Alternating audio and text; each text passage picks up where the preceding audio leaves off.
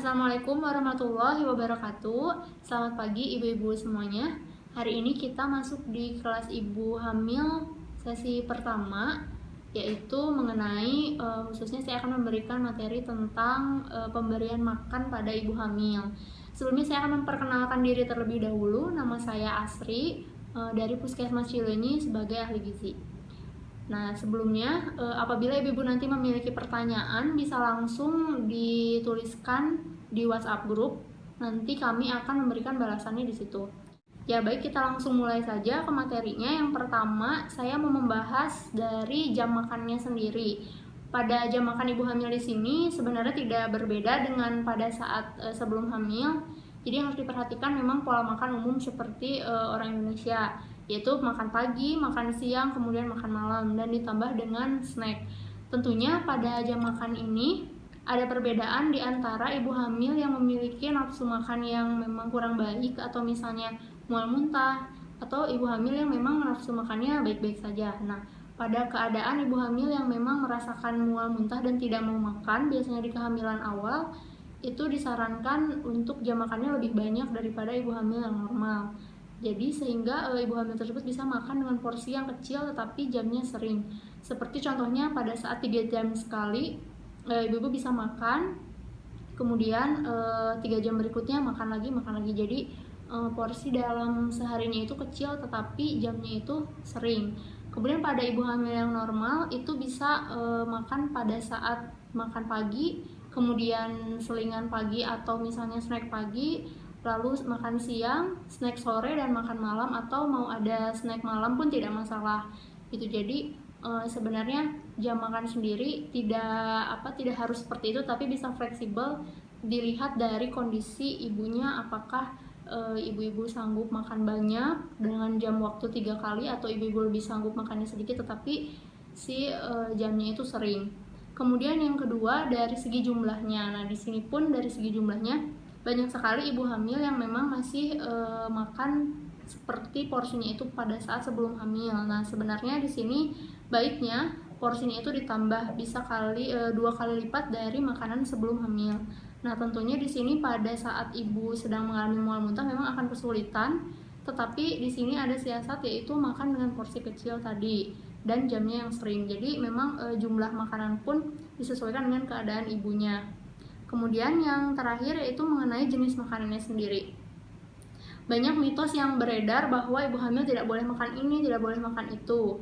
Jadi sebenarnya pada ibu hamil sendiri untuk jenis makanan sebenarnya tidak ada yang dipantang, tetapi memang justru harus lebih membatasi pada makanan yang mengandung pengawet tinggi, seperti bahan makanan yang siap saji, kemudian minuman-minuman manis, minuman beralkohol, makanan yang misalnya diawetkan dalam jangka waktu lama, karena di situ akan ada penambahan garam dan gula yang sangat banyak, dan di sini tidak disarankan untuk ibu hamil mengkonsumsi garam dan gula terlalu banyak juga. Dikhawatirkan karena akan terjadi peningkatan tekanan darahnya, atau misalnya terjadi diabetes kehamilan gitu. Jadi makanan yang baik untuk ibu hamil memang makanan diutamakan yang segar dan harus matang. Adapun beberapa mitos yang mengatakan bahwa ibu hamil tidak boleh makan yang dibakar atau yang seperti apa. Nah, memang di sini dari segi kematangan lebih baik yang digoreng atau dikukus atau direbus, karena di sini segi kematangannya sudah dijamin. Mengapa tidak boleh banyak makan yang dibakar? Karena memang makanan yang dibakar kematangannya itu tidak akan 100%. Ditakutkannya masih ada bakteri dari bahan makanan tersebut yang belum mati oleh proses pemasakan sehingga akan masuk ke dalam tubuhnya. Jadi disarankan untuk sayuran pun lebih baik yang sudah dimasak daripada sayuran lalapan, seperti itu. Untuk jenis makanannya sendiri prinsipnya berpacu pada makanan gizi seimbang. Di sini bisa dilihat. Jadi memang untuk porsi makan ibu hamil ini sebenarnya 2 kali lipat. Tetapi apabila ibu-ibu sulit makan langsung banyak, bisa disiasati dengan porsi kecil tadi. Nah, di sini untuk komponennya sendiri tetap kita harus mengacu pada bahan makanan yang biasa kita makan. Yang pertama harus mengandung makanan pokok atau dia disebut karbohidrat. Untuk porsinya sendiri di sini memang karbohidrat atau makanan pokok itu lebih banyak. Ini adalah ilustrasi apabila ibu-ibu makan dan disajikan dalam satu piring. Itu ilustrasinya seperti ini. Nah, untuk makanan pokok sendiri itu bermacam-macam jenisnya. Kita bisa memilih dari mulai nasi yang biasa kita konsumsi, dari mulai mie atau bihun, atau mungkin bisa diganti dengan kentang, ubi. Nah, ini pada ibu hamil yang memang makanannya pada saat makan tidak mengalami gangguan seperti mual muntah, mungkin bisa mengkonsumsi nasi atau mie, dan mungkin akan kebanyakan mengkonsumsi nasi. Tetapi pada ibu hamil yang biasanya mengalami mual muntah itu akan kesulitan makan nasi. Nah, di sini bisa disiasati makanan pokok diganti dengan kentang atau mungkin ubi atau mungkin singkong. Bisa juga dengan roti. Nah, jadi di sini tidak hanya selalu makan nasi. Karena kan juga pada saat makan snack, pada saat kita makan roti ataupun kentang, itu juga bisa dianggap sebagai makanan snack dengan porsi yang lebih sedikit daripada pada saat makan utama. Nah, yang kedua tentunya harus ada lauk pauknya, dan di sini lauk pauknya sendiri porsinya itu lebih sedikit daripada nasi gitu ya. Jadi lauk pauk sendiri di sini terbagi menjadi dua macam, yaitu yang pertama dari hewan dan yang kedua dari kacang-kacangan atau nabati. Nah, untuk dari hewan ini sangat disarankan ibu-ibu semua banyak mengkonsumsi makanan lauk pauk ini. Kenapa? Karena di sini bisa menyumbang protein yang tinggi, kemudian menyumbang zat besi yang tinggi karena ibu hamil biasanya rentan anemia. Nah, di sini untuk contoh-contoh makanan hewan ini sendiri bisa dari telur, bisa dari ayam, kemudian ikan. Seafood pun sebenarnya tidak jadi masalah, tetapi karena itu terlalu tinggi kolesterol, jadi lebih baik difokuskan pada makanan-makanan yang rendah lemak dan kolesterolnya lebih rendah, seperti itu. Untuk daging merah, tidak masalah ibu hamil mengkonsumsi daging merah, asalkan kematangannya sudah dijamin. Jadi usahakan tidak dibakar, lebih baik misalnya direbus dulu, kemudian atau misalnya ditumis, itu lebih terpercaya kematangannya. Kemudian untuk dari yang kacang-kacangan sendiri, bisa dari kacang merah, kacang hijau, kemudian kacang tanah, kacang kedelai, segala macam itu juga bisa dikonsumsi, dan termasuk tahu tempe. Nah, di sini fungsinya sendiri biasanya kacang-kacangan bisa juga meningkatkan produksi ASI pada saat nanti bayinya lahir. Jadi si ASI ini akan sangat banyak gitu ya. Jadi memang pada saat kehamilan bukan hanya mempersiapkan untuk pada saat persalinan saja makanannya, tapi juga untuk ASI dan juga memang untuk memberi makan janin yang ada dalam kandungan, seperti itu. Kemudian yang selanjutnya yaitu ada sayur-sayuran. Nah, di sini kenapa ibu hamil mengkonsumsi sayuran sangat banyak? Ini hampir setara dengan makanan pokok si porsinya sendiri. Itu karena pada saat ibu hamil mengkonsumsi tablet FE terjadi sembelit. Nah, di sini untuk mencegah agar tidak sembelit, jadi ibu harus mengkonsumsi sayuran yang lebih banyak agar memenuhi si kebutuhan seratnya. Kemudian juga ini vitamin, mineral yang terdapat di dalam sayuran ini juga itu sangat membantu untuk pemenuhan kalsium apapun, misalnya untuk kecerdasan otak anaknya, kemudian untuk pertumbuhan anaknya, pertumbuhan janinnya, itu juga bisa didapatkan dari vitamin dan mineral yang ada di sayuran. Jadi memang apabila kita hanya mengkonsumsi makanan pokok, lauk pauk, tetapi kita tidak mengkonsumsi sayur dan buah, terkadang itu pun akan sulit untuk diubah menjadi semestinya. Misalnya makanan protein untuk membantu membantu merangsang kecerdasan anak, tetapi kita tidak mengkonsumsi sayur dan buah, itu pun akan sulit untuk diubah menjadi fungsinya. Jadi memang sayur dan buah ini harus selalu dikonsumsi untuk pemenuhan vitamin mineral, karena tidak cukup hanya dari suplemen aja, tetap kita harus mengkonsumsi dari makanan sayur dan buah yang utuhnya, seperti itu. Untuk sayur dan buahnya sendiri sebenarnya tidak ada pantangan tersendiri, ibu-ibu bisa mengkonsumsi sayur dan buah apapun, seperti buah-buahan yang tinggi serat seperti pepaya, apel, seperti itu tidak masalah. Untuk nanas sendiri biasanya ibu hamil banyak ketakutan untuk mengkonsumsi itu.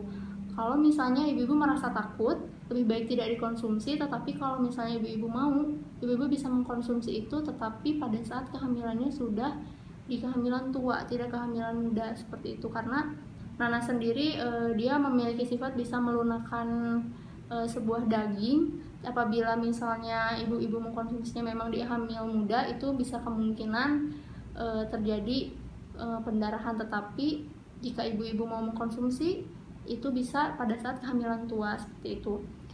Intinya pada saat makan, jika ibu-ibu merasa ragu ataupun takut, lebih baik tidak dikonsumsi. Jadi tidak masalah ibu-ibu mengkonsumsi makanan yang itu saja, asalkan harus tetap terpenuhi si nutrisinya. Nah, di sini selain makanan yang dibicarakan tadi, juga ibu-ibu harus mengkonsumsi dengan rajin, yaitu suplemen Fe. Kenapa? Karena ibu hamil wajib meminum 90 tablet selama 9 bulan. Nah, di sini biasanya kebanyakan ibu hamil ini mengalami anemia, dan di sini bisa dibantu oleh tablet Fe. Si sayuran dan buah tadi pun mengandung Fe yang banyak, tetapi biasanya untuk pemenuhan kebutuhannya itu tidak mencukupi dalam waktu sehari. Jadi dibantu dengan vitaminnya. Kemudian juga minum air putih. Biasanya pada kehamilan yang sudah menginjak usia tua, misalnya sudah mendekati persalinan, pasti akan mengalami beser. Ibu hamil akan mengalami beser. Di sini banyak juga yang mengeluh kalau banyak minum akan banyak bolak-balik kamar mandi. Tetapi sebenarnya si cairan ini tetap harus terpenuhi gitu. Jadi usahakan minum memang 8 gelas per hari. Tetapi mungkin minumnya bisa dengan sedikit-sedikit, tetapi lebih sering frekuensi minumnya, seperti itu. Karena jika si kebutuhan cairannya tidak terpenuhi juga itu tidak baik itu, karena komponen di tubuh manusia itu lebih banyak kepada air. Jadi akan merasa nanti si oksigennya mungkin kurang, kemudian akan merasa dehidrasi, seperti itu. Dan ibu hamil pun kan lebih cepat berkeringat, jadi sehingga harus dipenuhi lagi si kebutuhan cairannya secara maksimal, yaitu 8 gelas per hari. Nah, kemudian ibu-ibu pada saat proses kehamilan ini, makanan ini bukan hanya sebagai sumber energi saja, tetapi dia bisa membantu juga untuk menurunkan resiko si anaknya lahirnya nanti kekurangan nutrisi, atau misalnya anak lahirnya pendek, atau misalnya si anaknya lahirnya berat badan di bawah 2,5. Jadi memang bukan hanya sekedar memenuhi rasa lapar, tetapi juga ini untuk sebagai pemenuhan nutrisi si bayi di dalam kandungannya. Jadi memang harus banyak yang diperhatikan. Sehingga kalau sebisa mungkin, jika ibu-ibu misalnya tidak mau punya waktu jam makan yang sangat teratur, itu mungkin akan sangat sulit. Sebenarnya yang penting dalam sehari ibu-ibu harus banyak makan gitu ya. Jadi kalau misalnya disekaligusin makan itu langsung porsi banyak memang akan sulit, tetapi terus aja dalam porsi yang sedikit terus saja makan, penuhi kebutuhannya. Jadi sehingga pada saat anaknya lahir nutrisinya terpenuhi, termasuk si vitamin dan mineralnya ini. Makanan yang tadi saya anjurkan pada satu piring ini baiknya dikonsumsi setiap kali makan, seperti ini komponennya. Sebenarnya untuk sayur sendiri, apabila kesulitan dengan porsi yang sebanyak ini, cukup misalnya 1 sendok atau 2 sendok makan sekali makan, itu tidak masalah. Yang penting ada asupan sayur dan buah setiap harinya, karena ini sangat berpengaruh pada penyerapan si zat besi yang ibu minum si tabletnya itu. Ketika misalnya si sayur buahnya tidak terpenuhi, itu pun tidak baik. Jadi disarankan kepada ibu-ibu semuanya untuk lebih memperhatikan lagi asupan makan yang dikonsumsinya, terutama pada jajanan-jajanan sekarang.